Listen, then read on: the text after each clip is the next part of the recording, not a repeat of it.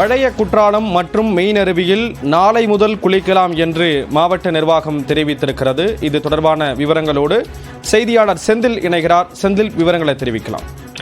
நிச்சயமாக ஸ்ரீராம். அதாவது தென்காசி மாவட்டம் குற்றால அருவிகளில் நீர்பிடிப்பு பகுதிகளிலும் கனமழை பெய்யக்கூடும் என இந்திய வானிலை மையம் அறிவித்ததை தொடர்ந்து குற்றாலத்தில் உள்ள பிரதான அருவியான குற்றால மெயின் அருவி, ஐந்தருவி, பழைய குற்றாலம் மற்றும் இதர அருவிகளில் மறு உத்தரவு வரும் வரை தற்காலிகமாக அருவியில் குளிப்பதற்கு மாவட்ட ஆட்சித்தலைவர் கமல் கிஷோர் தடை விதித்துள்ளார். இந்த நிலையில் நேற்று மாவட்ட ஆட்சியர் அலுவலகத்தில் அதாவது ஆட்டோ ஓட்டுநர்கள், வணிகர்கள் மற்றும் விடுதி உரிமையாளர்கள் இந்த தற்காலிகமாக தடை விதிக்கப்பட்டுள்ளதால் நாங்கள் மிகுந்த அளவில் பாதிக்கப்படுகிறோம் என்பதாகவும் அந்த பகுதியில் உள்ள வாழ்வாதாரமே பாதிக்கப்படும் சூழ்நிலையில் நாங்கள் அவதிப்படுகிறோம் என கூறி மாவட்ட ஆட்சியரிடம் கோரிக்கை மனு கொடுத்தனர். இந்த நிலையில் மாவட்ட ஆட்சித்தலைவர் கமல் கிஷோர் மற்றும் காவல் கண்காணிப்பாளர் மற்றும் வனத்துறை அதிகாரிகள் இன்று அதாவது பிரதான அருவியான குற்றாலம் மெயின் அருவி, அதே போல பழைய குற்றாலம், ஐந்தருவி உள்ளிட்ட பகுதிகளில் ஆய்வு பணி மேற்கொண்டனர்.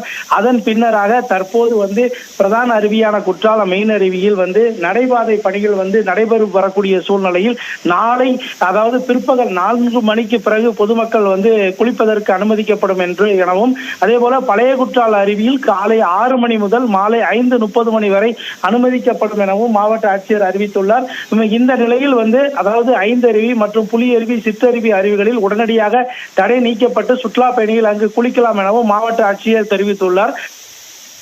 விவரங்களை வழங்கியதற்கு நன்றி செந்தில்.